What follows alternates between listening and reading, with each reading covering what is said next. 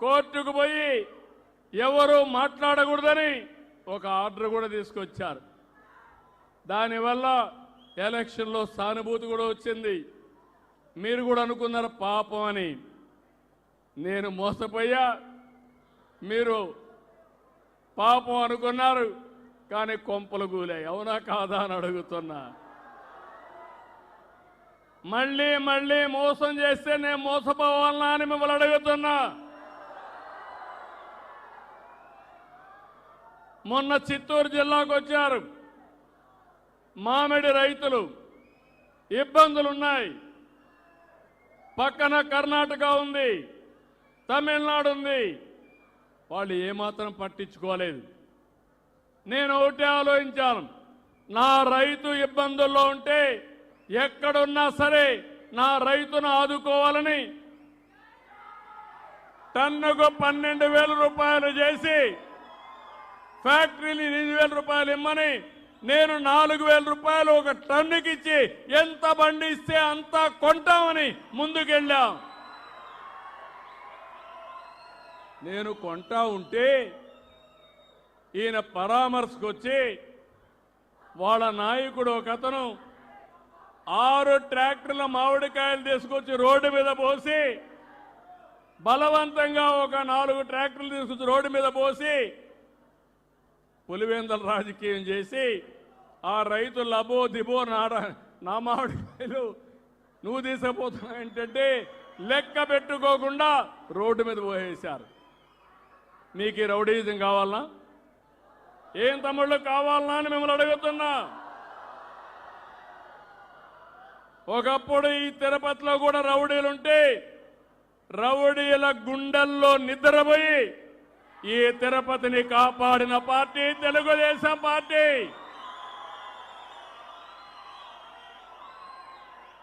ఐదేళ్లు మనకు స్వేచ్ఛ ఉందా అని మిమ్మల్ని అడుగుతున్నా. ఎవరైనా నవ్వు ముఖంతో ఉన్నారా అని అడుగుతున్నా. ఈరోజు స్వేచ్ఛ ఉందా లేదా అని మిమ్మల్ని అడుగుతున్నా. అది ఎన్డీఏ ప్రభుత్వం, అది తెలుగుదేశం ప్రభుత్వం.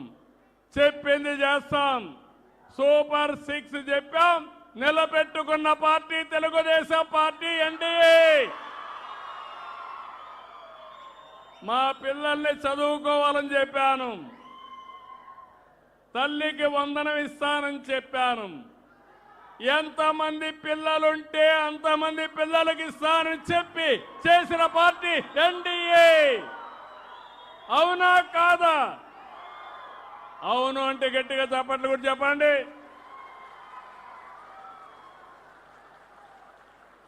పింఛను పెంచుతానని నేను చెప్పాను.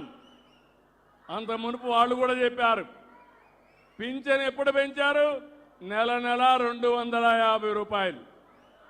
5 ఏళ్లు పట్టింది. ఈరోజు నేను వచ్చిన తర్వాత ఒకేసారి ఏప్రిల్ నుంచి పెంచిన పింఛన్లు ఇచ్చానా లేదా? 4,000, 6,000, 10,000, 15,000 ఇస్తున్నా. మానవత్వం ఉండే పార్టీ ఎన్డీఏ. మాటలు చెప్పే పార్టీ.